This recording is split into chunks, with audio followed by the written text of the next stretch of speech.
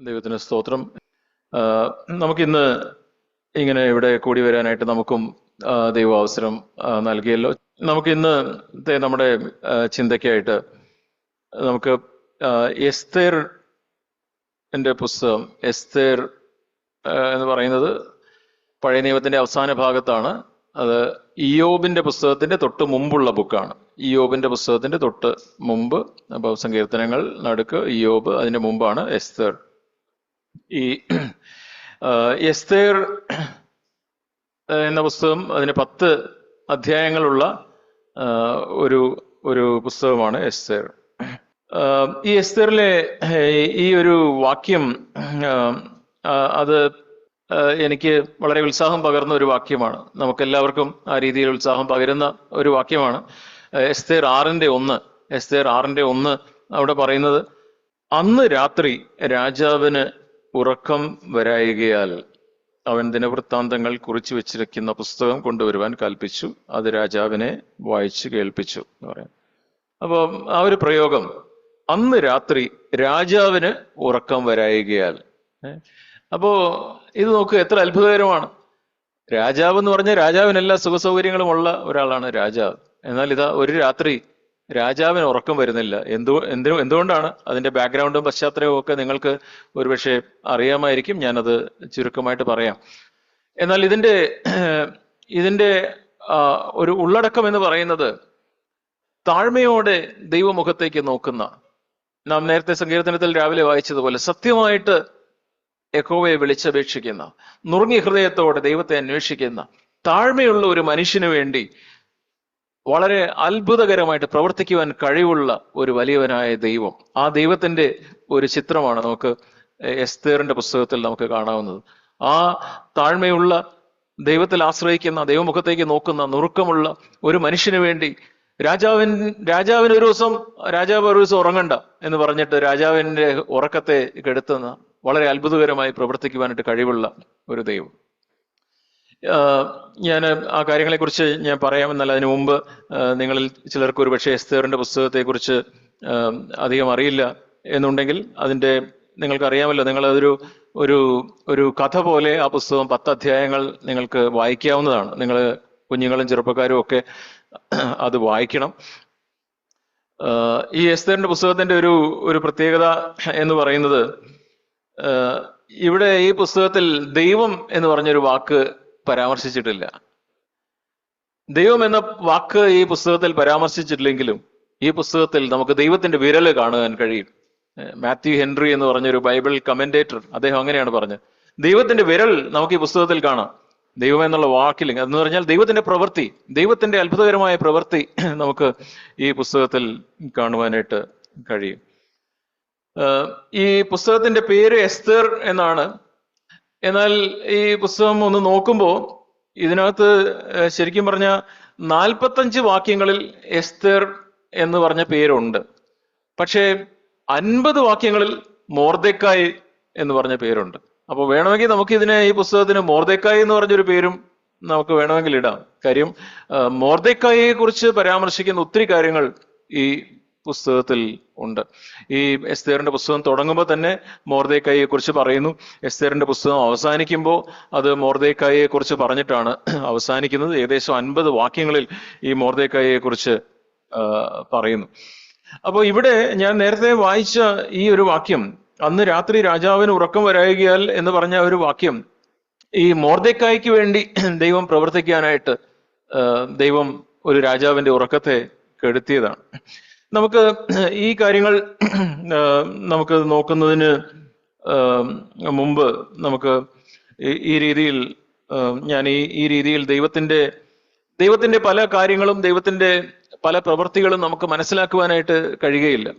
എന്നാൽ നമ്മൾ യെശയ്യാവിന്റെ പുസ്തകം 55-ാം അധ്യായത്തിന്റെ 8ഉം 9ഉം വാക്യങ്ങൾ, യെശയ്യാവ് 55-ന്റെ 8ഉം 9ഉം വാക്യങ്ങളിൽ നമ്മൾ വായിക്കുന്നത്, എന്റെ വിചാരങ്ങൾ നിങ്ങളുടെ വിചാരങ്ങളല്ല, നിങ്ങളുടെ വഴികൾ എന്റെ വഴികളുമല്ല എന്ന് യഹോവ അരുളി ചെയ്യുന്നു. ആകാശം ഭൂമിക്ക് മീതെ ഉയർന്നിരിക്കുന്നത് പോലെ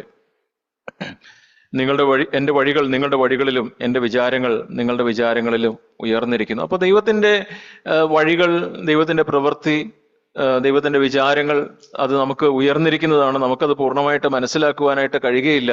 എന്നാൽ ഈ ദൈവം മൊർദെഖായിയെ പോലെ, അല്ലെങ്കിൽ എസ്തേറിനെ പോലെ, അല്ലെങ്കിൽ ബൈബിളിൽ ഉടനീളം കാണുന്ന ജോസഫിനെ പോലെ, ദാനിയേലിനെ പോലെ തങ്കൽ ഏകാഗ്രചിത്തരായി തങ്ങളെ തന്നെ താഴ്ത്തി, തങ്ങളെ തന്നെ വിനയപ്പെടുത്തി ദൈവമുഖത്തേക്ക് നോക്കുന്ന ആളുകൾക്ക് വേണ്ടി ദൈവം അത്ഭുതകരമായിട്ട് പ്രവർത്തിക്കുന്നതിന്റെ ഒരു ചിത്രം നമുക്ക് വേദപുസ്തകത്തിൽ ഉടനീളം കാണുവാനായിട്ട് കഴിയും. നാം എപ്പോഴും വായിക്കുന്ന ഒരു വാക്യമാണ് ഇവിടെ 2 ദിനവൃത്താന്തം 16:9 വാക്യം. 2 ദിനവൃത്താന്തം 16:9. നിങ്ങൾക്ക് കുഞ്ഞുങ്ങൾക്കൊക്കെ ഇടയ്ക്ക് അത് മനഃപ്പാഠം പഠിക്കുന്നത് നല്ലതാണ്. എന്താണത്? യഹോവയുടെ കണ്ണ് തങ്കൽ ഏകാഗ്രചിത്തന്മാരായിരിക്കുന്നവർക്ക് വേണ്ടി തന്നെത്താൻ ബലവാൻ എന്ന് കാണിക്കുവാനായിട്ട് ഭൂമിയിലെങ്ങും ഊടാടി, ഭൂമി എല്ലായിടവും ഊടാടിക്കൊണ്ടിരിക്കുന്നു. അപ്പൊ യഹോവയുടെ കണ്ണ്, അപ്പൊ ദൈവം തന്നിൽ ഏകാഗ്രചിത്തരായിരിക്കുന്നവർക്ക് വേണ്ടി പ്രവർത്തിക്കാനായിട്ട് ദൈവത്തിന്റെ കണ്ണ് ഊടാടിക്കൊണ്ടിരിക്കുന്നു എന്ന് നാം വായിക്കുന്നു. അതുപോലെ നമ്മൾ പലപ്പോഴും പറയുന്ന ഒരു വാക്യമാണ് യിരെമ്യാവ് 17. യിരെമ്യാവ് 17 നിന്ന് നമ്മൾ പറയുന്നത്, നമ്മൾ പലപ്പോഴും വായിക്കുന്ന വാക്യം എന്താണ്? യഹോവയിൽ ആശ്രയിക്കുകയും, യഹോവ, അതിന്റെ യിരെമ്യാവ് 17:7-8 വാക്യങ്ങളാണ്. യഹോവയിൽ ആശ്രയിക്കുകയും യഹോവ തന്നെ ആശ്രയമായിരിക്കുകയും ചെയ്യുന്ന മനുഷ്യൻ ഭാഗ്യവാൻ. അവൻ വെള്ളത്തിനരികെ നട്ടിരിക്കുന്നതും ആറ്റരികെ വേരൂന്നിയിരിക്കുന്നതുമായ വൃക്ഷം പോലെയാകും. ഉഷ്ണം തട്ടുമ്പോൾ അത് പേടിക്കുകയില്ല, അതിന്റെ ഇല പച്ചയായിരിക്കും, വരൾച്ചയുള്ള കാലത്തും വാട്ടം തട്ടാതെ ഫലം കായ്ച്ചുകൊണ്ടിരിക്കും. അപ്പോ ഈ രീതിയിൽ താഴ്മയോടെ സത്യസന്ധതയോടെ ദൈവത്തിൽ ആശ്രയിക്കുന്ന ദൈവഭക്തന്മാർക്ക് വേണ്ടി ദൈവത്തിന്റെ പ്രവൃത്തികൾ അഗോചരമാണ്. അത് ദൈവത്തിന്റെ പ്രവൃത്തികൾ നമുക്ക് യഥാർത്ഥത്തിൽ മനസ്സിലാക്കാനായിട്ട് കഴിയാത്ത രീതിയിൽ ആണ് ദൈവം പ്രവർത്തിക്കുന്നത്. ഓക്കെ, അപ്പൊ നമുക്ക് ഈ എസ്തേറിന്റെ പുസ്തകത്തിലേക്ക് നമുക്ക് മടങ്ങി വരാം. അപ്പൊ എസ്തേറിന്റെ പുസ്തകത്തിൽ നാം ഉടനീളം വായിക്കുമ്പോൾ ഇവിടെ മൊർദെഖായി എന്ന് പറയുന്നത് ഒരു താഴ്മയുടെ പ്രതീകമാണ്, അല്ലെങ്കിൽ ഒരു ദൈവമകന്റെ പ്രതീകമാണ്, അല്ലെങ്കിൽ ഒരു ക്രിസ്തു ശിഷ്യന്റെ പ്രതീകമാണ്. മൊർദെഖായിയെ കുറിച്ച് നാം ഈ പുസ്തകത്തിൽ ഒക്കെ നമ്മൾ വായിക്കുമ്പോൾ മൊർദെഖായിയെ കുറിച്ച് പല വാക്യങ്ങളിൽ നമുക്ക് കാണാനായിട്ട് കഴിയും. മൊർദെഖായി ഒരു ദൈവത്തെ ഭയപ്പെട്ട ഒരു വ്യക്തിയായിരുന്നു. ദൈവത്തെ ഭയപ്പെട്ട ഒരു വ്യക്തിയായിരുന്നു. മൊർദെഖായി ദൈവത്തിൽ വിശ്വസിക്കുകയും ദൈവത്തിൽ ആശ്രയിക്കുകയും ദൈവത്തിൽ ചാരുകയും ചെയ്യുന്ന ഒരു വ്യക്തിയായിരുന്നു. അതുപോലെ മൊർദെഖായി താഴ്മയോടെ ഈ ഓരോ സാഹചര്യങ്ങളിൽ ഒരു പ്രതിസന്ധി വരുമ്പോൾ മൊർദെഖായി ഉടനെ ഒരു ഉപവാസം പ്രസ്താവിക്കുകയും താൻ ആ രീതിയിൽ രട്ടെടുത്ത് ദൈവമുഖത്തേക്ക് ഉപവാസത്തോടെ പ്രാർത്ഥിക്കുകയും കരയുകയും ഒക്കെ ചെയ്യുന്നത് നാം ഈ പുസ്തകത്തിൽ നാം പലപ്പോഴും നാം വായിക്കുന്നു. അപ്പോ മൊർദെഖായി ഒരു തകർച്ചയുള്ള പ്രാർത്ഥനയുള്ള ഒരു മനുഷ്യനായിരുന്നു. അതുപോലെ മൊർദെഖായി ചില സമയങ്ങളിൽ വളരെ ഉറച്ച ഒരു നിലപാടുള്ളവനായിരുന്നു. അതായത് ആ കാലഘട്ടത്തിൽ ഈ അഹശ്വേരോശ് രാജാവിന്റെ കാലഘട്ടത്തിലാണ് ഇത് സംഭവിക്കുന്നത്. അപ്പൊ നിങ്ങൾക്ക് എസ്തേറിന്റെ പുസ്തകത്തെ കുറിച്ച് അതിന്റെ ഒരു ബാക്ക്ഗ്രൗണ്ട് ചിത്രവും കൂടെ പറഞ്ഞാൽ, ഇസ്രായേൽ മക്കളെ ബാബിലോണിലേക്ക് അടിമകളായി കൊണ്ടുപോയ ശേഷം അവിടെ പല രാജാക്കന്മാര്, പല കിങ്ഡംസ് അവരെ ഭരിച്ചു. മേദ്യ, പേർഷ്യ, ഇങ്ങനെയൊക്കെ പറഞ്ഞ പല പല രാജാക്കന്മാർ, ആദ്യം ബാബിലോൺ. അപ്പൊ ആ കൂട്ടത്തിൽ ഈ പേർഷ്യ രാജാക്കന്മാർ അവരെ ഭരിക്കുമ്പോൾ ഈ ഒരു പേർഷ്യ രാജാവായിരുന്നു ഈ അഹശ്വേരോശ്. പേർഷ്യ രാജാവ്. അവർക്ക് പേർഷ്യൻ ആളുകൾക്ക് അവരുടേതായിട്ടുള്ള ആരാധനാ രീതികളും മതവും ഒക്കെ ആയിരുന്നു. അവര് യഹൂദന്മാരുടെ ദൈവത്തെ വണങ്ങുന്ന രീതി ആയിരുന്നില്ല അവർക്ക് എന്താ സാരോഷ്ട്രനിസം എന്നൊക്കെ പറഞ്ഞ് അങ്ങനത്തെ ഒരു പ്രത്യേക തരത്തിലുള്ള ഒരു മതവിഭാഗമായിരുന്നു അവർക്ക് ആ കാലഘട്ടത്തുണ്ടായിരുന്നു. എന്നാൽ അപ്പൊ അതുകൊണ്ട് തന്നെ ഇവിടെ ഈ രാജാവിന്റെ ഈ രാജ്യത്ത് ഈ തരത്തിലുള്ള ആരാധനാക്രമങ്ങളൊക്കെ ആയിരുന്നെങ്കിലും മൊർദെഖായി ഒരിക്കൽ പോലും അവൻ അവരുടെ രീതികൾക്ക്, അവരുടെ വിജാതീയമായ ആ രീതികൾക്ക് ഒരിക്കൽ പോലും അവൻ വഴങ്ങിക്കൊടുത്തില്ല. അത് മാത്രമല്ല, നമുക്കറിയാം അവൻ എസ്തേറിനോട് പോലും വളരെ കാർക്കശ്യത്തോടു കൂടെ ചില സമയങ്ങളിൽ പറയുന്നുണ്ട്, നീ ഈ സമയത്ത് നീ മിണ്ടാതിരിക്കരുത്, നീ അവിടെ പോയി രാജസന്നിധിയിൽ നീ ദൈവത്തിന് വേണ്ടി നിന്നെ ഇവിടെ ദൈവം ആക്കിയിരിക്കുകയാണ് എന്ന് പറഞ്ഞ് എസ്തേറിനോട് പറയുന്നു. ഹാമാന്റെ മുമ്പിൽ വണങ്ങാനായിട്ട് പറയുമ്പോൾ ഞാൻ ഹാമാന്റെ മുമ്പിൽ വണങ്ങുകയില്ല എന്ന് പറയുന്നു. ആ രീതിയിൽ ഉറപ്പോടെ നിന്ന ഒരു അൺകോംപ്രമൈസിങ് ആയിട്ടുള്ള ധൈര്യമുള്ള ഒരു ദൈവഭക്തനായിരുന്നു ഈ മൊർദെഖായി. അതുപോലെ മൊർദെഖായി ഒരു വിശ്വസ്തനായ വ്യക്തിയായിരുന്നു. ആ രാജാവിന് അവിടെ അവനൊരു പാനപാത്രവാഹകനായിരുന്നപ്പോ അവിടെ നമുക്ക് ഈ പുസ്തകം വായിക്കുമ്പം അതിന്റെ 2-ാം അധ്യായത്തിലുമൊക്കെ 2-ാം അധ്യായത്തിന്റെ അവസാന ഭാഗത്ത് മൊർദെഖായി രാജാവിന്റെ ജീവൻ രക്ഷിക്കുന്നു. അവിടെ 2 പേര് രാജാവിനെതിരെ പ്ലാൻ ചെയ്തപ്പോ മൊർദെഖായി അത് കേട്ട് കഴിഞ്ഞ് അത് എസ്തേറിനെ അറിയിച്ച് തന്റെ ജോലിയിൽ വളരെ വിശ്വസ്തനായിരുന്നു, താൻ രാജാവിനോട് ലോയലായിരുന്നു. അപ്പൊ അങ്ങനെയുള്ള ഒരു വ്യക്തിയായിരുന്നു. അതുപോലെ എസ്തേർ ആരാണ് എന്ന് നിങ്ങൾക്ക് അറിയാമോ? എസ്തേറിന് വേറൊരു പേരുണ്ട്. എസ്തേർ എന്നുള്ള പേര് അത് ഒരു പേർഷ്യൻ പേരാണ്. എസ്തേർ എന്ന് പറയുന്നത് ഒരു പേർഷ്യൻ പേരാണ്, നക്ഷത്രം എന്ന അർത്ഥമുള്ള ഒരു പേർഷ്യൻ പേരാണ്. എസ്തേറിന്റെ യഹൂദ പേരെന്താണെന്ന് നിങ്ങൾക്ക് അറിയാമോ? ഹദസ എന്നായിരുന്നു എസ്തേറിന്റെ ആ പേര്. ഈ ഹദസയെ അവളും ഈ ഒരു അന്യദേശത്ത്, ഹദസയുടെ എസ്തേറിന്റെ മാതാപിതാക്കൾ കൊല്ലപ്പെട്ടു, അവര് മരിച്ചുപോയി, അവർക്ക് മാതാപിതാക്കളില്ല. അത് എസ്തേർ എന്ന് പറയുന്നത്, അല്ലെങ്കിൽ ഹദസ, മൊർദെഖായിയുടെ ചിറ്റപ്പന്റെ മകളാണ്. അപ്പൊ ചിറ്റപ്പന്റെ മകളായിട്ട് കുഞ്ഞായിരിക്കുമ്പോ തന്നെ അവളുടെ മാതാപിതാക്കൾ മരിച്ചു, മാതാപിതാക്കളില്ല. മൊർദെഖായി ഇവളെ ഒരു ദത്തെടുക്കുന്നത് പോലെ അവളെ എടുത്ത് തന്റെ സ്വന്തം മകളായിട്ട് മൊർദെഖായി അവളെ വളർത്തിയപ്പോഴും ഈ യഹൂദന്മാരുടെ മൂല്യങ്ങളെല്ലാം അവൾക്ക് കൊടുത്ത്, ഈ ഒരു അന്യദേശത്ത് ആണെങ്കിലും നീ ഒരിക്കലും അന്യദേശത്തിന്റെ ആ ആചാരങ്ങൾക്ക് നീ ഭാഗമായി തീരാതെ നീ അവിടെ ദൈവത്തിന് വേണ്ടി ഒരു നിലപാടെടുക്കണം എന്ന് അവളുടെ ഹൃദയത്തിൽ മൊർദെഖായി അവളെ പഠിപ്പിച്ചിരുന്നു. അപ്പൊ അതുകൊണ്ട് മൊർദെഖായി ആ രീതിയിലും ഒരു ദൈവഭക്തനായ മനുഷ്യനായിരുന്നു. എസ്തേറിനെ ഒരു ദൈവഭക്തിയുള്ള ഒരു യുവതിയായി വളർത്തിക്കൊണ്ടുവന്നു. അപ്പൊ ഇങ്ങനെ ഈ രീതിയിലുള്ള താഴ്മയുള്ള നുറുക്കമുള്ള മൊർദെഖായിക്ക് വേണ്ടി ദൈവത്തിന് എത്ര അത്ഭുതകരമായിട്ട് പ്രവർത്തിക്കാൻ കഴിഞ്ഞു എന്നതിന്റെ ഒരു ചിത്രമാണ് നമ്മൾ എസ്തേറിൽ വായിക്കുന്നത്. അപ്പൊ ഈ മൊർദെഖായിയുടെ ശത്രു ആരാണ്? മൊർദെഖായിയുടെ ശത്രു, ഈ എസ്തേറിന്റെ പുസ്തകത്തിൽ മൊർദെഖായിയുടെ ശത്രു ആരാണ്? ഹാമാൻ, അല്ലേ? ഹാമാനാണ് ഈ ശത്രു. നമുക്ക് ഈ മൊർദെഖായിയെ കുറിച്ചും ഹാമാനെ കുറിച്ചും ഈ പുസ്തകത്തിൽ നിന്ന് ചില കാര്യങ്ങൾ നമുക്ക് നോക്കുമ്പോൾ, മൊർദെഖായിയുടെ ശത്രു ഹാമാനാണ്. അപ്പൊ മൊർദെഖായി താഴ്മയുടെ ഒരു പ്രതീകമാണെങ്കിൽ ഹാമാൻ നിഗളത്തിന്റെ ഒരു പ്രതീകമാണ്.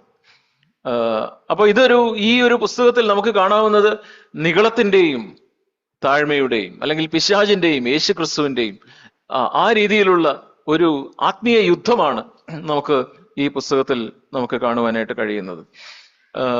ഇവിടെ ഈ മൊർദെഖായിയെ കുറിച്ച് 2-ാം അധ്യായം നോക്കുക. 2-ാം അധ്യായം അതിന്റെ 5-ാം വാക്യം അവിടെ മൊർദെഖായിയെ കുറിച്ച് പറയുന്നത് നാം അവിടെ കാണുന്നു. എന്നാൽ ശൂഷൻ രാജധാനിയിൽ ബെന്യാമീന്യനായ കീശിന്റെ മകനായ കീശ്, ഈ പേര് നിങ്ങൾ കേട്ടിട്ടുണ്ടോ? കീശ് ആരാണ്? ശൗലിന്റെ പിതാവായിരുന്നു കീശ്. പണ്ട് കീശ് ശൗലിനെ തന്റെ കഴുത കാണാതെ പോയിട്ട് ശൗല് അതിന്റെ പുറകെയൊക്കെ പോയതും ശൗല് രാജാവാകുന്നതിന് മുമ്പൊക്കെയുള്ള, നിങ്ങൾക്ക് ആ കാര്യങ്ങളൊക്കെ ഓർമ്മയുണ്ടല്ലോ. അപ്പോ ഇവിടെ കീശിന്റെ മകനായ, അപ്പോ ശൗലല്ലാതെ വേറെയും മക്കൾ ഉണ്ടായിരുന്നു ഈ കീശിന്. ആ കൂട്ടത്തിൽ ശൗലല്ലാത്ത ശിമെയിയുടെ മകനായ യായീറിന്റെ മകൻ മൊർദെഖായി. അപ്പോ ഈ കീശിന്റെ ഒരു അനന്തര ഗ്രേറ്റ് ഗ്രാൻഡ് സൺ ആയിട്ട് വരും ഈ മൊർദെഖായി. മൊർദെഖായി ഈ ശൗലിന്റെ ഒക്കെ കാലഘട്ടത്തിൽ എന്ന് പറയുമ്പോൾ, അപ്പൊ ശൗലിന്റെ കാലഘട്ടത്തിൽ നടന്ന കാര്യങ്ങളും ഈ കാര്യങ്ങളൊക്കെ ഇവർക്ക്, ഈ മക്കൾക്കും കൊച്ചുമക്കൾക്കും ഒക്കെ ഈ കാര്യങ്ങളൊക്കെ അറിയാം. അപ്പൊ ആ കാലഘട്ടത്തിൽ അവിടെ ഇവിടെ നോക്കുക, മൊർദെഖായി എന്നു പേരുള്ള ഒരു യഹൂദൻ ഉണ്ടായിരുന്നു. 6-ാം വാക്യം, ബാബേൽ രാജാവായ നെബൂഖദ്നേസർ പിടിച്ചുകൊണ്ടുപോയ യഹൂദ രാജാവായ യെഖന്യാവോട് കൂടെ കൊണ്ടുപോയിരുന്ന പ്രവാസികളുടെ കൂട്ടത്തിൽ അവനെയും യെരുശലേമിൽ നിന്ന് കൊണ്ടുപോയിരുന്നു. അപ്പൊ യെരുശലേമിൽ നിന്ന് കൊണ്ടുപോയി അവിടെ പ്രവാസത്തിലായിരുന്ന ആൾക്കാരുടെ കൂട്ടത്തിലുള്ള ഒരു കീശിന്റെ മായിട്ടുള്ള ഒരു ഗ്രേറ്റ് ഗ്രാൻഡ് സൺ ആയിട്ട് വരും ഈ മൊർദെഖായി. അപ്പോ ഹാമാൻ ആരാണ്? ഹാമാനെ കുറിച്ചും കൂടെ ഇവിടെ പറയുന്നുണ്ട്. 3-ാം അധ്യായം നോക്കുക. അപ്പം ഈ ശത്രുവായിട്ടുള്ള ഹാമാനെ കുറിച്ച്, അനന്തരം അഹശ്വേരോശ് രാജാവ് ആഗാഗ്യനായ ഹമദായുടെ മകൻ ഹാമാന്. അങ്ങനെയാണ് ഹാമാനെ കുറിച്ച് ഇവിടെ പറയുന്നത്. അപ്പൊ ഹാമാൻ ആരാണ്? ആഗാഗ്യൻ എന്ന് പറയുന്നു. ആഗാഗ്യൻ. അപ്പൊ ഈ ആഗാഗിനെ കുറിച്ച് നമ്മൾ കേട്ടിട്ടുണ്ടോ? ആഗാഗ് ആരാണ്? ശൗലിന്റെ ഒക്കെ കാലഘട്ടത്തിൽ ഒരു ആഗാഗിനെ കുറിച്ച് നിങ്ങൾ കേട്ടിട്ടില്ലേ? അമാലേക്യരുടെ രാജാവായിരുന്നു ഈ ആഗാഗ്. അമാലേക്യരുടെ രാജാവായിരുന്നു ആഗാഗ്. അപ്പൊ നമ്മള് ഈ 1 ശമൂവേൽ 15-ാം അധ്യായം വായിച്ചു നോക്കിയാൽ വളരെ ഇൻട്രസ്റ്റിംഗ് ആയിട്ടുള്ള ചില കാര്യങ്ങൾ നമുക്ക് അവിടെ കാണാനായിട്ട് കഴിയും. 1 ശമൂവേൽ 15-ാം അധ്യായത്തിൽ അവിടെ ഈ അമാലേക്യരുടെ രാജാവായ 15-ാം അധ്യായത്തിന്റെ 8-ാം വാക്യം നോക്കുക. 8-ാം വാക്യത്തില് ഈ ദൈവം ശൗല് രാജാവായിരുന്ന സമയത്ത് ശൗലിനോട് പറഞ്ഞതാണ്, നീ അവിടെ പോയി, അമാലേക്യർ എന്ന് പറഞ്ഞ ശത്രുക്കളാണ്. ആ ശത്രുക്കൾ ദൈവത്തിന് വിരോധികളായ ആളുകൾ. അന്ന് പഴയ നിയമ കാലഘട്ടത്തിൽ ആ അമാലേക്യരെയും അവരുടെ എല്ലാറ്റിനെയും അവരുടെ രാജാവിനെയും ഒക്കെ കൊന്നുകളയണം എന്ന് പറഞ്ഞിട്ടാണ് അവനെ യുദ്ധത്തിന് വിട്ടത്. എന്നാൽ ഇവിടെ 15-ാം അധ്യായത്തിന്റെ 8-ാം വാക്യത്തിൽ നമ്മൾ വായിക്കുന്നു, അമാലേക്യരുടെ രാജാവായ ആഗാഗിനെ ജീവനോടെ പിടിച്ചു ജനങ്ങളെയൊക്കെയും വാളിന്റെ വായ്ത്തലയിൽ നിർമൂലമാക്കി. എന്നാൽ ശൗലും ജനവും ആഗാഗിനെയും ആട്, മാട്, തടിച്ച മൃഗം എന്നിവയിൽ മേത്തരമായവയും കുഞ്ഞാടുകളെയും ഒക്കെയും നിർമൂലമാക്കുവാൻ മനസ്സില്ലാതെ ജീവനോടെ സൂക്ഷിച്ചു. അപ്പൊ അവിടെ നമ്മൾ വായിക്കുന്നത്, ദൈവം ഇതിനെയൊക്കെ നിർമൂലമാക്കാൻ പറഞ്ഞെങ്കിലും ഈ ശൗല് എന്ത് ചെയ്തു? ശൗല് പോയിട്ട് ഈ ആഗാഗിനെ, രാജാവിനെ നിർമൂലമാക്കിയില്ല. അതുപോലെ ആട്, മാട്, വേറെയും കുറച്ച് കാര്യങ്ങളെ അവിടെ അവൻ നല്ല കുറെ കാരണങ്ങളൊക്കെ പറഞ്ഞ് അതിനെ ജീവനോടെ സൂക്ഷിച്ചു. എന്നാൽ ഹീനവും നിസ്സാരവുമായവയൊക്കെയും അവൻ നിർമൂലമാക്കി കളഞ്ഞു എന്നാണ് നമ്മളിവിടെ വായിക്കുന്നത്. അപ്പൊ നമുക്ക് ഈ അമാലേക്യരെ നമുക്ക് ഇതിന്റെ ഒരു പ്രായോഗികമായിട്ടുള്ള ഒരു ആത്മീയ കാഴ്ചപ്പാടിൽ നമുക്ക് പ്രയോജനകരമായ രീതിയിൽ നമുക്ക് വേണമെങ്കിൽ ഇങ്ങനെ ചിന്തിക്കാം. ഈ അമാലേക്യർ എന്ന് പറഞ്ഞാൽ നമ്മുടെ ആത്മീയ ജീവിതത്തിന്റെ ശത്രുക്കളാണ്. ആത്മീയ ജീവിതത്തിന്റെ ശത്രുക്കളാണ് അമാലേക്യർ. ആത്മീയ ജീവിതത്തിന്റെ നമ്മുടെ ശത്രുക്കൾ എന്ന് പറയുന്നത് പാപമാണ്, അല്ലേ? പാപമാണ്. ഈ പാപം, പിശാച്, ഈ ലോകം, ഇതൊക്കെയാണ് നമ്മുടെ ശത്രു. അപ്പൊ ഈ പാപങ്ങളുടെ ഒരു രാജാവാണ് ഈ ആഗാഗ്. പാപങ്ങളുടെ രാജാവ് ആരാണ്? പാപങ്ങളുടെ രാജാവ്, ഏറ്റവും വലിയ പാപങ്ങളുടെ രാജാവ് എന്ന് പറയുന്നത് നിഗളമാണ്. അപ്പൊ നമുക്ക് ഈ ആഗാഗിനെ നിഗളത്തിന്റെ ഒരു ചിത്രമായിട്ട്, അല്ലെങ്കിൽ നിഗളത്തിന്റെ ഒരു ചിത്രമായിട്ട് നമുക്ക് കാണാം. അപ്പൊ ഇവിടെ ശൗലിനോട് ദൈവം പറഞ്ഞു, നീ പോയി ഈ ആഗാഗിനെ കൊല്ലണം, ആഗാഗിനെ നീ നിർമൂലമാക്കണം. ആഗാഗിനെ നിർമൂലമാക്കി, അങ്ങനെയാണ് ശത്രു ഒക്കെ തോറ്റോടുന്നത്. നമുക്ക് നേരത്തെ അറിയാം, ദാവീദിനോടും ദൈവം പറഞ്ഞു, ഫിലിസ്തീർക്ക് ഒരു നേതാവ് ഉണ്ടായിരുന്നു. ഫിലിസ്തീരുടെ നേതാവായിരുന്നു ഗോലിയാത്ത്. വലിയവൻ, വലിയ ഇതൊക്കെ ധരിച്ച് വലിയ നിഗളത്തിന്റെ ഒരു പ്രതീകമായിരിക്കുന്ന ഗോലിയാത്ത്. അപ്പോ ഗോലിയാത്തിനെ ദാവീദ് കൊന്നു കഴിഞ്ഞപ്പോ ഫിലിസ്തീർ മുഴുവൻ ഓടിപ്പോയി. അപ്പോ ഈ നിഗളത്തെ കൊന്നു കഴിയുമ്പോഴാണ് ബാക്കി കാര്യങ്ങൾ ഓടിപ്പോകുന്നത്. അപ്പൊ പിശാചിന്റെ ഏറ്റവും വലിയ തന്ത്രം എന്താണെന്ന് വെച്ചാൽ ആ നിഗളത്തെ സ്പെയർ ചെയ്യുക, നിഗളത്തെ കൊല്ലരുത്. അപ്പൊ ഇതാണ് ശൗല് ഇവിടെ പരാജയപ്പെട്ടത്. അപ്പൊ ശൗലിനോട് ദൈവം പറഞ്ഞു, നീ രാജാവിനെയും കൊല്ലണം, ഇതിനെയൊക്കെ കൊല്ലണം. അപ്പോ ശൗല് എന്ത് ചെയ്തു? ശൗല് ഈ ആഗാഗിനെ സ്പെയർ ചെയ്തു, ആഗാഗിനെ കൊന്നില്ല. അപ്പോ തുടർന്ന് നമുക്ക് ആ ഭാഗം ശൗലിനെ കുറിച്ച് നമുക്ക് അറിയാം. ശൗല് തോളിൽ പൊക്കമുള്ളവനായിരുന്നു. അവന് ആ ആഗാഗിന്റെ സ്വാധീനം, അല്ലെങ്കിൽ ആ നിഗളത്തിന്റെ പിടിയിൽ അകപ്പെട്ട് ശൗല് രാജസ്ഥാനം നഷ്ടപ്പെടുന്നതൊക്കെ നമുക്ക് അവിടെ 17-ാം വാക്യം 1 ശമൂവേൽ 15:17 നോക്കുക. അപ്പോൾ ശമൂവേൽ പറഞ്ഞത്, നിന്റെ സ്വന്തം കാഴ്ചയിൽ നീ ചെറിയവനായിരുന്നിട്ടും യഹോവ നിന്നെ ഇസ്രായേൽ ഗോത്രങ്ങൾക്ക് തലവനാക്കുകയും ഇസ്രായേലിന്റെ രാജാവായി നിന്നെ അഭിഷേകം കഴിക്കുകയും ചെയ്തില്ലയോ? ഒരു സമയത്ത് അവൻ മറഞ്ഞിരുന്നവനും അവൻ സ്വന്തം കണ്ണിൽ ചെറിയവനുമായിരുന്നു. എന്നാൽ കുറെ കഴിഞ്ഞപ്പോ അവന് നിഗളത്തോടും ഉന്നത കാര്യങ്ങളോടും തന്റെ പേരിനെ കുറിച്ചും താൻ വലിയവനായി തീർന്നു. അങ്ങനെ വലിയവനായി തീർന്ന് അവനിപ്പോ ആഗാഗിനെ സംരക്ഷിക്കുന്നു. ആഗാഗിനെ അവൻ കൊന്നുകളയുന്നില്ല. അപ്പോ എന്നിട്ട് 23-ാം വാക്യത്തിൽ നാം വായിക്കുന്നു, മത്സരം ആഭിചാര ദോഷം പോലെയും ശാഠ്യം മിഥ്യാപൂജയും വിഗ്രഹാരാധനയും പോലെയും ആകുന്നു. നീ യഹോവയുടെ വചനത്തെ തള്ളിക്കളഞ്ഞതുകൊണ്ട് അവൻ നിന്നെയും രാജസ്ഥാനത്തിൽ നിന്ന് തള്ളിക്കളഞ്ഞിരിക്കുന്നു. എന്നിട്ട് 26-ാം വാക്യം നോക്കുക. അവിടെ പറയുന്നു, ശമൂവേൽ ശൗലിനോട്, ഞാൻ പോരുകയില്ല, നീ യഹോവയുടെ വചനത്തെ തള്ളിക്കളഞ്ഞതുകൊണ്ട് യഹോവ നിന്നെയും ഇസ്രായേലിന്റെ രാജസ്ഥാനത്ത് നിന്ന് തള്ളിക്കളഞ്ഞിരിക്കുന്നു. അപ്പൊ ഇത്രയും തന്റെ ദൈവം പറഞ്ഞത് അനുസരിച്ചില്ല, അവൻ ആഗാഗിനെ കൊല്ലാതെ അവൻ കാത്തു സൂക്ഷിച്ചു. അത് കഴിഞ്ഞിട്ട് അവന്റെ തെറ്റിനെ കുറിച്ച് പറഞ്ഞ് മനസ്സിലാക്കി കഴിഞ്ഞിട്ടും വീണ്ടും ആ ശൗലിന്റെ ജീവിതത്തിലുള്ള ഈ നിഗളത്തിന്റെ സ്വാധീനം നോക്കുക. 30-ാമത്തെ വാക്യം, അപ്പോൾ അവൻ, ഞാൻ പാപം ചെയ്തിരിക്കുന്നു, എങ്കിലും ജനത്തിന്റെ മൂപ്പന്മാരുടെയും ഇസ്രായേലിന്റെയും മുമ്പാകെ ഇപ്പോൾ എന്നെ മാനിച്ച് ഞാൻ നിന്റെ ദൈവമായ യഹോവയെ നമസ്കരിക്കേണ്ടതിന് എന്നോടുകൂടെ പോരേണമേ എന്ന് അപേക്ഷിച്ചു. അപ്പോ ഈ രീതിയിലായിരുന്നു. നമുക്ക് ലിറ്ററലി ശമൂവേൽ ആഗാഗിനെ കൊല്ലാതെ സൂക്ഷിച്ചു എന്ന് മാത്രമല്ല, ആത്മീയമായ അർത്ഥത്തിൽ ഈ അമാലേക്യരായ പാപത്തിന്റെ തലവനായ നിഗളത്തെ അവൻ കൊല്ലാതെ അവൻ തന്റെ ഹൃദയത്തിൽ അതിനെ സൂക്ഷിച്ച് നിഗളത്തിന്റെ പിടിയിൽ അമർന്ന് തന്റെ രാജ്യം തനിക്ക് നഷ്ടമായി. എന്നാൽ ശമൂവേൽ പ്രവാചകൻ ഇതിന് അവനെ യോജിച്ചു കൊടുക്കുവാനായിട്ട് കഴിഞ്ഞില്ല. ശമൂവേൽ പ്രവാചകൻ എന്നാൽ അതിനെ തുടർന്ന് 33-ാം വാക്യം നിങ്ങൾ നോക്കുക. 33-ാമത്തെ വാക്യം, നിന്റെ വാൾ സ്ത്രീകളെ മക്കളില്ലാതാക്കിയതുപോലെ അതായത് ഹാഗാഗിനെ അവന്റെ അടുക്കലേക്ക് കൊണ്ടുവരാനായിട്ട് ശമൂവേൽ പ്രവാചകൻ പറഞ്ഞു. ഹാഗാഗിനെ തന്റെ അടുക്കലേക്ക് കൊണ്ടുവരാൻ പറഞ്ഞ ശേഷം ശമൂവേൽ പ്രവാചകൻ പറഞ്ഞു, നിന്റെ വാൾ സ്ത്രീകളെ മക്കളില്ലാത്തവരാക്കിയതുപോലെ നിന്റെ അമ്മയും സ്ത്രീകളുടെ ഇടയിൽ മക്കളില്ലാത്തവളാകും എന്ന് ശമൂവേൽ പറഞ്ഞു. ഗിൽഗാലിൽ വെച്ച് യഹോവയുടെ സന്നിധിയിൽ ആഗാഗിനെ തുണ്ടം തുണ്ടമായി വെട്ടിക്കളഞ്ഞു. ആഗാഗിനെ തുണ്ടം തുണ്ടമായി വെട്ടിക്കളഞ്ഞു എന്ന് വായിക്കും. നമ്മുടെ ജീവിതത്തിൽ എപ്പോഴും നമുക്ക് നമ്മുടെ ജീവിതത്തിന്റെ ഒരു അധപതനം അല്ലെങ്കിൽ ഒരു താഴേക്കുള്ള നമ്മുടെ യാത്ര നമ്മൾ നോക്കുമ്പോൾ നമുക്ക് കാണാം, എവിടെയെങ്കിലും നമ്മൾ ഈ നിഗളത്തെ സ്പെയർ ചെയ്യുന്നത് കൊണ്ടാണ്. എവിടെയെങ്കിലും ഞാൻ നിഗളത്തെ സ്പെയർ ചെയ്യുമ്പോഴാണ് അത് അവസാനം അത് എന്നെ പിടിച്ച് അത് എന്നെ നശിപ്പിക്കുന്നത്. എന്നാൽ അതിനു പകരം ഇവിടെ ശമൂവേൽ ചെയ്തതുപോലെ യേശുക്രിസ്തു പറഞ്ഞു, പാപത്തെ നിങ്ങൾ പ്രാണത്യാഗത്തോളം പാപത്തെ നിങ്ങൾ എതിർത്തിട്ടില്ല. ഇവിടെ ഇതാ ആഗാഗിനെ തുണ്ടം തുണ്ടമായി, നിഗളത്തെ തുണ്ടം തുണ്ടമായി വെട്ടിക്കളഞ്ഞു. അല്ലെങ്കിൽ ദാവീദ് ഗോലിയാത്തിനെ പിടിച്ച് അവന്റെ കഴുത്ത് അവന്റെ വാളെടുത്ത് വെട്ടിക്കളഞ്ഞു എന്ന് പറഞ്ഞതുപോലെ നമ്മൾ ഈ നിഗളത്തെ വെട്ടിക്കളയാനായിട്ട് തുണ്ടം തുണ്ടമായി വെട്ടിക്കളയാനായിട്ട് തുടങ്ങുമ്പോഴാണ് ദൈവത്തിന് നമ്മുടെ ജീവിതത്തിൽ പ്രവർത്തിക്കാനും ദൈവത്തിന്റെ കൃപ നമ്മുടെ ജീവിതത്തിലേക്ക് ദൈവത്തിന് തരുവാനും കഴിയുകയുള്ളൂ. പുതിയ നിയമത്തിൽ നാം വായിക്കുന്ന ദൈവം നിഗളികളോട് എതിർത്ത് നിൽക്കുന്ന താഴ്മയുള്ളവർക്ക് ദൈവം കൃപ നൽകും.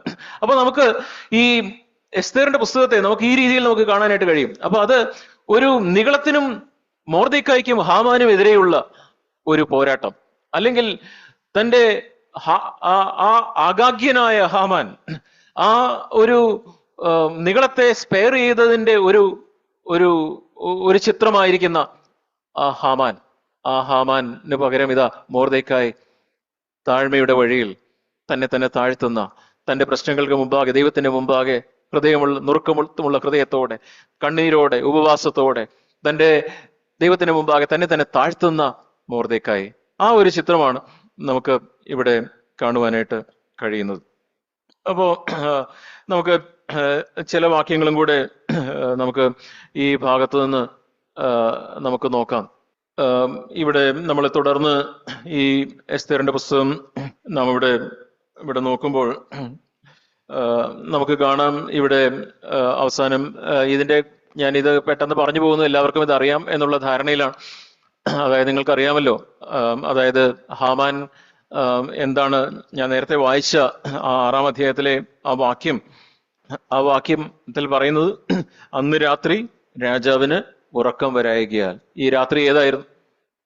ആ രാത്രി ഇവിടെ ഹാമാൻ തന്റെ നേട്ടങ്ങളെ കുറിച്ചൊക്കെ പ്രശംസിച്ച് ഹാമാൻ രാജസന്നിധിയിലേക്ക് വന്ന് ഈ മൊർദെഖായിയെയും യഹൂദ വംശത്തെയും ഒക്കെ നശിപ്പിക്കാനായിട്ട് അവൻ താല്പര്യപ്പെട്ട് ആ രീതിയിൽ രാജാവിന്റെ അടുക്കിലേക്ക് അവൻ വരുന്ന ഒരു സമയമാണ്. അവന് മൊർദെഖായി തന്നെ വണങ്ങുന്നില്ലായിരുന്നു, തന്റെ മുമ്പിൽ തല കുമ്പിടുന്നില്ലായിരുന്നു. അതുകൊണ്ട് മൊർദെഖായിയോട് വളരെ വളരെ ദേഷ്യമായിരുന്നു. ആ ദേഷ്യമായിരുന്നതുകൊണ്ട് മൊർദെഖായിയെ നശിപ്പിക്കണം എന്നതുകൊണ്ട് അവൻ ഒരു 50 മുഴം ഉയരമുള്ള ഒരു കഴുമരം ഉണ്ടാക്കി. അപ്പോ 5-ാം അധ്യായത്തിന്റെ അവസാന ഭാഗത്ത് നമുക്ക് അവിടെ വായിക്കുന്നു. അപ്പോ ഹാമാൻ അങ്ങനെ കഴുമരമൊക്കെ ഉണ്ടാക്കി അതിനുശേഷം ഈ മൊർദെഖായിയെ നശിപ്പിക്കാനായിട്ട് വരുന്ന ആ ദിവസം വരാൻ പോവുകയാണ്. ആ രാത്രിയാണ് രാജാവിന് ഉറക്കം വരാതിരുന്നത്. അപ്പോ എത്ര അത്ഭുതകരമായിട്ടാണ് ദൈവത്തിന്റെ ഓരോ പ്രവർത്തികൾ.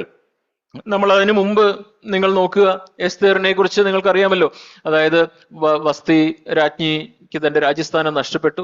അതിനുശേഷം ഈ രാജാവ് അവിടെ ഉണ്ടായിരുന്ന യുവതികളെയൊക്കെ കൊണ്ടുവന്ന് ആ കൂട്ടത്തിൽ നിന്ന് തെരഞ്ഞെടുക്കപ്പെട്ട ഒരുവളായിരുന്നു എസ്തേർ.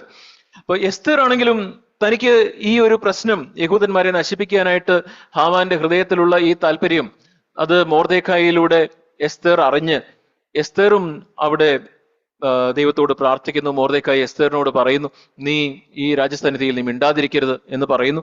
അങ്ങനെയൊക്കെ പറഞ്ഞ ശേഷം എസ്തേറും അവളും ഉപവാസത്തോടെ ദൈവത്തോട് പ്രാർത്ഥിക്കുന്നു.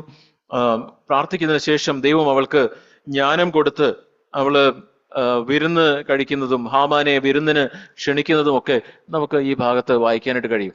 അപ്പൊ എസ്തേർ എത്ര വിരുന്ന് കഴിച്ചിരുന്നു? എസ്തേർ 2 വിരുന്ന് കഴിച്ചു. അപ്പൊ ആദ്യത്തെ വിരുന്നിൽ ഹാമാനും രാജാവും അഹശ്വേരോശ് രാജാവും ഒക്കെ വിരുന്നിൽ പങ്കെടുത്തു. അപ്പൊ ആ വിരുന്നിൽ പങ്കെടുത്ത ശേഷം അഹശ്വേരോശ് രാജാവ് ആദ്യത്തെ വിരുന്നിൽ തന്നെ എസ്തേറിനോട് ചോദിച്ചതാണ്, നിനക്ക് രാജ്യത്തിന്റെ പകുതി വേണമെങ്കിൽ ഞാൻ തരാം, എന്താ നിനക്ക് വേണ്ടത്, ഞാൻ ചെയ്യാമെന്ന് പറഞ്ഞു. പക്ഷെ ആ സമയത്ത് എസ്തേർ ഒന്നും പറഞ്ഞില്ല. എല്ലാറ്റിനും ദൈവത്തിനൊരു സമയമുണ്ട്. ആ സമയത്ത് എസ്തേർ ഒന്നും പറഞ്ഞില്ല, ഇപ്പൊ ഒന്നും വേണ്ട, പിന്നെ അടുത്ത ഞാൻ ഒരു വിരുന്നും കൂടെ ഞാൻ നടത്തും. ആ ഒരു വിരുന്ന് നടത്തുമ്പോൾ ആ സമയത്ത് വീണ്ടും രാജാവും ഹാമാനും വരണം. അപ്പോ ഈ രണ്ടാമത്തെ വിരുന്ന് നടക്കുന്ന സമയം ആയപ്പോഴാണ് ഹാമാന്റെ ഉള്ളിൽ ഈ കാര്യങ്ങളൊക്കെ, തന്റെ ഉള്ളിൽ ഉണ്ടായിരുന്ന നികളമൊക്കെ മുഴുത്ത് താൻ ഒരു കഴുമരമൊക്കെ ഉണ്ടാവുന്നത് വരെ ദൈവം കാത്തിരിക്കുകയായിരുന്നു. ആ ദൈവത്തിന്റെ പ്രവൃത്തി എത്രയെത്ര, ദൈവത്തിന്റെ ടൈമിങ്. ആദ്യത്തെ വിരുന്ന് കഴിച്ചു എസ്തേർ. അത് കഴിഞ്ഞ് എസ്തേറും ഒന്നും പറയുന്നില്ല, എസ്തേർ നീ ഇപ്പൊ ഒന്നും പറയണ്ട. രണ്ടാമത്തെ വിരുന്ന് കഴിക്കുന്നു. ഓക്കെ, അതിനുശേഷമാണ് എസ്തേർ തന്റെ കാര്യം അതിനുള്ളിൽ ഇതാ ഹാമാന്റെ ഹൃദയത്തിൽ തന്റെ ഈ നികളം അതൊക്കെ മൂത്ത് എങ്ങനെയെങ്കിലും ഹാമാനെ, മൊർദെഖായിയെ കൊല്ലണമെന്ന് പറഞ്ഞ് ഒരു കഴുമരവും ഉണ്ടാക്കി, വലിയ ഉയർന്ന ഒരു കഴുമരവും ഉണ്ടാക്കി അവൻ ആ പ്ലാൻ ചെയ്തിട്ട് രാജാവിന്റെ അടുക്കൽ വരുന്നു. ആ രാത്രി രാജാവിന് ഉറക്കം വന്നില്ല. അപ്പോ എത്ര ദൈവത്തിന്റെ ഈ ഒരു പ്രവർത്തികൾ. നമുക്ക് തുടർന്ന് ആ കാര്യങ്ങൾ നിങ്ങൾക്കറിയാമല്ലോ. അവിടെ ഉറക്കം വരാഞ്ഞപ്പോ രാജാവ് അവൻ ദിനവൃത്താന്തങ്ങൾ കുറിച്ചു വെച്ചിരുന്ന പുസ്തകം കൊണ്ടുവരാൻ പറഞ്ഞു. പുസ്തകം കൊണ്ടുവരാൻ പറഞ്ഞപ്പോ അപ്പോഴാണ് രാജാവിന് മനസ്സിലായത്, ഈ 2 രാജാവിന്റെ ഷണ്ടന്മാർ രാജാവിനെ കൊല്ലാനായിട്ട് പ്ലാൻ ചെയ്തിരുന്നു. ആ കാര്യം, ആ പ്ലോട്ടിൽ നിന്ന് രാജാവിനെ രക്ഷിച്ചത് മൊർദെഖായിയാണ്. എന്നിട്ട് മൊർദെഖായിക്ക് വേണ്ടി നിങ്ങൾ എന്ത് ചെയ്തു എന്ന് ചോദിക്കുമ്പോ മൊർദെഖായിക്ക് ഒന്നും ചെയ്തില്ല എന്ന് രാജാവിന് മനസ്സിലായി. രാജാവിന് മനസ്സിലായി കഴിഞ്ഞ് അപ്പോൾ മൊർദെഖായിയെ ആദരിക്കാനായിട്ട് രാജാവ് തന്റെ ഹൃദയത്തിൽ തീരുമാനിച്ച ഉടനെ രാജാവ് പറഞ്ഞു. അപ്പോ തന്റെ ഉറക്കം ഒക്കെ മാറി താനിങ്ങനെ വെളുപ്പിനായിട്ടുണ്ടാവും. അപ്പോഴേക്കും ഒരു വെളുപ്പിനെ തന്നെ ഹാമാൻ രാജാവിന്റെ പടിവാതിൽക്കൽ വന്ന് നിൽക്കുകയാണ്. കഴിമരമൊക്കെ ഉണ്ടാക്കി ഈ മൊർദെഖായിയെ കൊല്ലാനായിട്ട് റെഡിയായിട്ട് നിൽക്കുമ്പോ രാജാവ് ചോദിക്കുന്നു, ആരാണ് പുറത്തു നിൽക്കുന്നത്? അപ്പൊ ഉടനെ പുറത്തു നിൽക്കുന്നത് നോക്കിയപ്പോ ഹാമാനാണ്. ഹാമാനെ അകത്തേക്ക് വിളിച്ചു. അപ്പൊ ഹാമാനോട് ചോദിക്കുന്നു, രാജാവ് മാനിക്കുവാനായിട്ട് താല്പര്യപ്പെടുന്ന ഒരു വ്യക്തിക്ക് എന്താണ് ചെയ്യേണ്ടത്? അപ്പൊ ഉടനെ ഈ നികളത്തിന്റെ പിടിയിലുള്ള ആഗാഗ്യനായ ഹാമാൻ എന്താ പറയുന്നത്? എന്നെ കുറിച്ചല്ലാതെ വേറെ ആരെ കുറിച്ചായിരിക്കും രാജാവ് മാനിക്കണമെന്ന് ചിന്തിക്കുന്നത്? അപ്പൊ രാജാവ് തന്നെ മാനിക്കാനായിട്ടാണ് എന്നുള്ള ചിന്തയിൽ താൻ അവന് രാജവസ്ത്രം കൊടുക്കണം, രാജമോതിരം കൊടുക്കണം, രാജാവിന്റെ കുതിരപ്പുറത്ത് കയറ്റി അവനെ മാനിക്കണം എന്നൊക്കെ പറഞ്ഞ് പല കാര്യങ്ങൾ പറഞ്ഞതും അതിനെ തുടർന്ന് അവിടെ അത്ഭുതകരമായിട്ട് താൻ കുഴിച്ച കുഴിയിൽ താൻ തന്നെ വീഴുമെന്ന് പറഞ്ഞതുപോലെ ഹാമാൻ ഉണ്ടാക്കിയ കഴുമരത്തിൽ അവിടെ ഹാമാൻ തന്നെ മരിക്കുന്നതും, മൊർദെഖായിക്ക് ഹാമാന്റെ വീട്, എസ്തേറിനും മൊർദെഖായിക്കും ഒക്കെ ഹാമാന്റെ വീട് കൊടുക്കുന്നതും, അങ്ങനെയുള്ള അത്ഭുതകരമായ ഒരു ദൈവത്തിന്റെ പ്രവൃത്തിയുടെ, ദൈവത്തിന്റെ വിരലിന്റെ ഒരു ചിത്രമാണ് എസ്തേറിന്റെ പുസ്തകത്തിൽ ഉള്ളത്. അപ്പൊ നിങ്ങൾ, ഞാൻ ഈ കാര്യങ്ങളൊക്കെ പറഞ്ഞതേ ഉള്ളൂ. നിങ്ങൾ അതിന്റെ ബാക്കി ഭാഗങ്ങൾ നിങ്ങൾ 1 മുതൽ 10 വരെയുള്ള അധ്യായങ്ങൾ നിങ്ങൾ വായിച്ചു നോക്കുക. എന്നാൽ ഇത് നമുക്ക് നമ്മുടെ വ്യക്തി ജീവിതത്തിലേക്ക് ഈ കാര്യത്തെ നമുക്ക് എടുക്കാം. നമുക്ക് തുടർന്ന് ഈ എസ്തേറിന്റെ പുസ്തകത്തിന്റെ അവസാന ഭാഗത്തേക്ക് വരുമ്പോൾ അവിടെ ഹാമാനെ മാത്രമല്ല, ഹാമാൻ നികളത്തിന്റെ ഒരു പ്രതീകമാണെങ്കിൽ ഹാമാനെ മാത്രമല്ല ഹാമാന്റെ 10 മക്കളെയും കൊന്നു എന്ന് നമ്മളിവിടെ വായിക്കുന്നുണ്ട്. അപ്പൊ നികളത്തിന് പലതരത്തിലുള്ള മക്കൾ നികളത്തിന് ഉണ്ടാവും. നികളത്തിന്റെ പല രീതിയിലുള്ള പ്രകടനങ്ങൾ പുറത്തേക്ക് ഉണ്ടാവാം.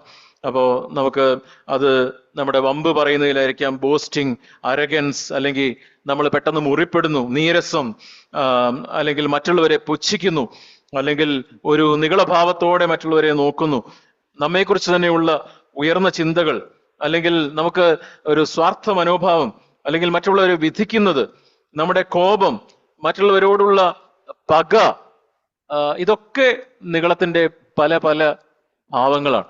ചിലപ്പോ നമ്മൾ നിരാശപ്പെടുന്നതും നിഗളത്തിന്റെ വേറൊരു ഭാവമാണ്. നമുക്ക് ഇങ്ങനെയുള്ള നിഗളത്തിന്റെ പല ഭാവങ്ങൾ നമ്മുടെ ജീവിതത്തിൽ, നമ്മുടെ വീട്ടിൽ എപ്പോഴാ നമ്മളൊക്കെ വളരെ താഴ്മയുള്ളവരാണ്.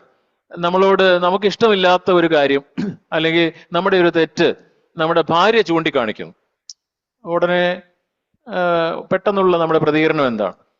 അല്ലെങ്കിൽ ഒരു നമ്മുടെ ഭർത്താവ് നിങ്ങളോട് എന്തെങ്കിലും ഒരു തെറ്റ് ചൂണ്ടിക്കാണിക്കും, അല്ലെങ്കിൽ മക്കൾ എന്തെങ്കിലും ഒരു കാര്യം പറയുന്നു, അല്ലെങ്കിൽ മക്കളോട് മാതാപിതാക്കൾ ഒരു കാര്യം നിങ്ങളത് ചെയ്യണ്ട, അത് തെറ്റാണ്, അല്ലെങ്കിൽ നിങ്ങളത് മാറി നിൽക്കുക എന്ന് പറയുന്നു, അല്ലെങ്കിൽ അവർക്ക് ഇഷ്ടമുള്ള ഒരു കാര്യത്തെ മാറ്റിവെക്കാനായിട്ട് പറയുന്നു. അപ്പോഴൊക്കെ നമ്മുടെ ഉള്ളിൽ നിന്നുണ്ടാകുന്ന പ്രതികരണം എന്താണ്? ഇതൊക്കെ മത്സരം, ശാഠ്യം, ഇതൊക്കെ നിഗളത്തിന്റെ മക്കളുടെ കൂട്ടത്തിൽ പെടുന്ന കാര്യങ്ങളാണ്.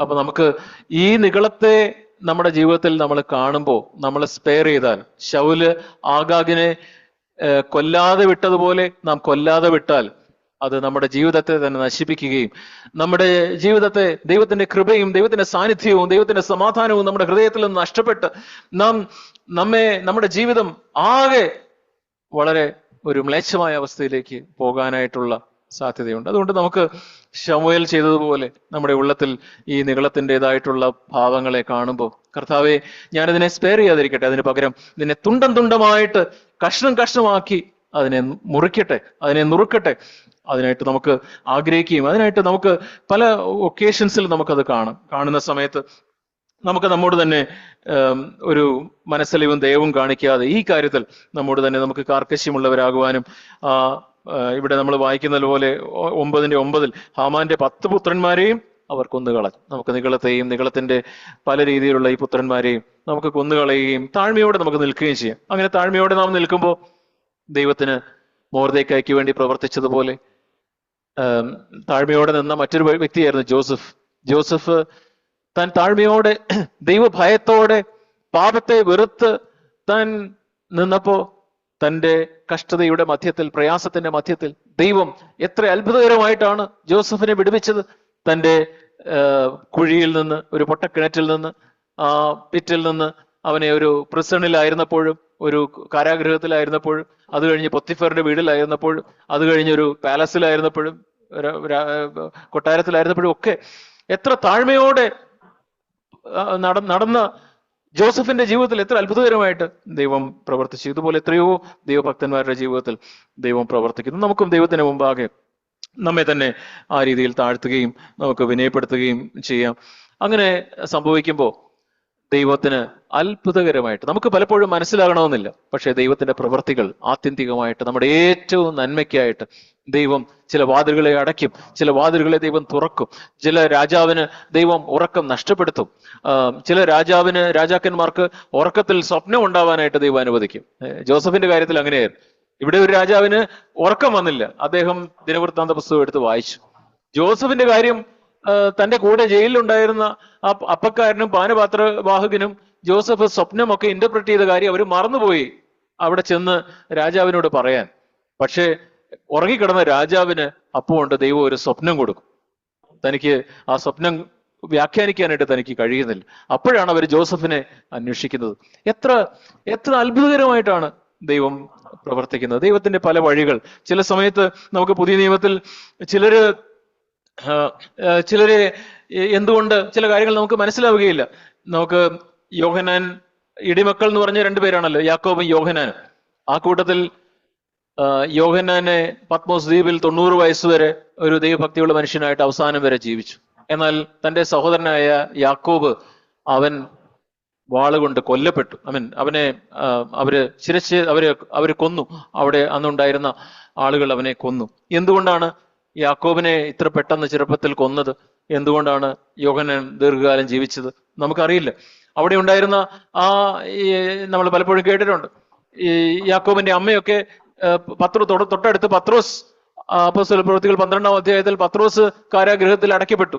പക്ഷേ അവിടെ ഒരു ദൂതൻ ചെന്ന് പത്രോസിനെ വിടുവിച്ചു, യാക്കോബിനെ വിടുവിച്ചില്ല.